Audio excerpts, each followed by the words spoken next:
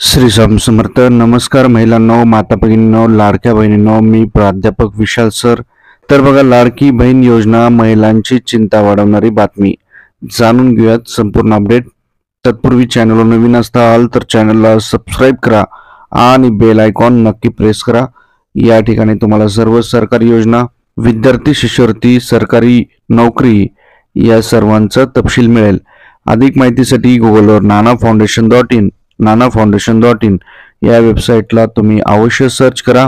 या ठिकाणी तुम्हाला सर्व शिष्यवृत्तीचे, नोकरीचे फॉर्म भरता येतील. आमच्या लेटेस्ट अपडेटसाठी व्हॉट्सअप किंवा टेलिग्राम अकाउंटला जॉईन करा. लिंक डिस्क्रिप्शन आणि कमेंट सेक्शन मध्ये दिलेली आहे. तर बघा, महाराष्ट्रात मुख्यमंत्री एकनाथ शिंदे यांनी लाडकी बहीण योजना 1 जुलैपासून सुरू केली होती. या अंतर्गत राज्यातील जवळपास 2.50 करोड महिला याचा लाभ घेत आहेत. यातच आता राज्यातून लाडकी बहीण महिलांची चिंता वाढवणारी बातमी येत आहे.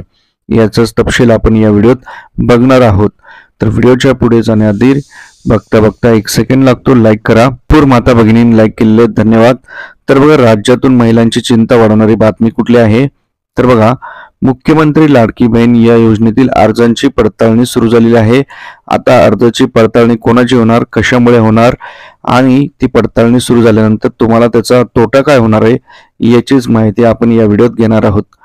तर बघा, मुख्यमंत्री लाडकी बहीण योजनेतील अर्जाची पडताळणी सुरू झाली असून हमीपत्रातील माहितीची तपासणी केली जात आहे. आता तुम्ही हमीपत्र म्हणजे काय हे तुम्हाला सांगतो. तुम्ही फॉर्म भरताना जे हमीपत्र टिक केलं होतं, फक्त असं टिक, कारण सगळ्या नियम अटी होत्या, 1, 2, 3, 4 अशा जवळपास 25-26 तिथे अटी होत्या. त्या तुम्ही वाचल्यात नाही वाचल्यात माहीत नाहीत. त्याच्यावर खाली फक्त टिक केलं आणि फॉर्म भरलेला, आपल्याला फॉर्म भरायचा होता म्हणून. पण त्या अटी ज्या होत्या, त्या अटीमधले काही महत्वाचे मुद्दे मी तुम्हाला सांगतो. वार्षिक उत्पन्न, वाहन, जमीन मालकी आणि इतर योजनांचा लाभ या निकषांवर अर्ज तपासले जात आहेत. अपात्र ठरण्याची शक्यता असल्याने अनेक महिलांची चिंता वाढलेली आहे. अर्ज भरताना दिलेल्या हमीपत्रात उत्पन्न 2.5 लाखांपेक्षा कमी, आयकरदाता नसणे, 5 एकरपेक्षा कमी जमीन, 4 चाकी वाहन नसणे यासारख्या अटी आहेत. पडताळणी प्रक्रियेनंतर काही लाभार्थींना अपात्र ठरले जाण्याची शक्यता आहे. जे आपल्याला माहिती मिळते आहे त्यात जसं काही 2.50 करोड ज्या महिलांनी फॉर्म भरलेले आहे, ह्याच्यात 30 ते 40% या महिला अपात्र होणार आहेत अशी आपल्याला माहिती मिळते.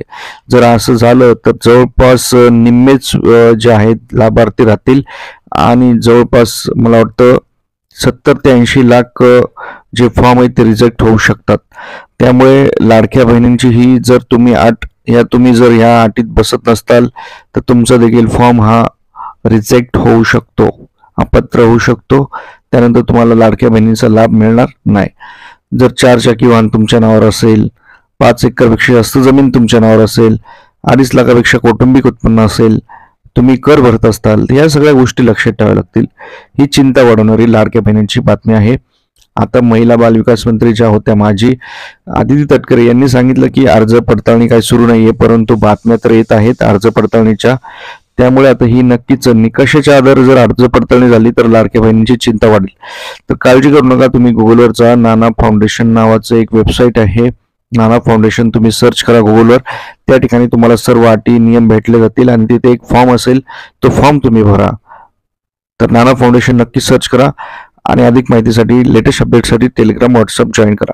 परत भेटूयात नवीन अपडेटसोबत. वेळोवेळी अपडेटसाठी मी तुम्हाला चॅनलशी कनेक्ट राहा असं आवाहन करतो. काळजी घ्या. स्वामी समर्थ.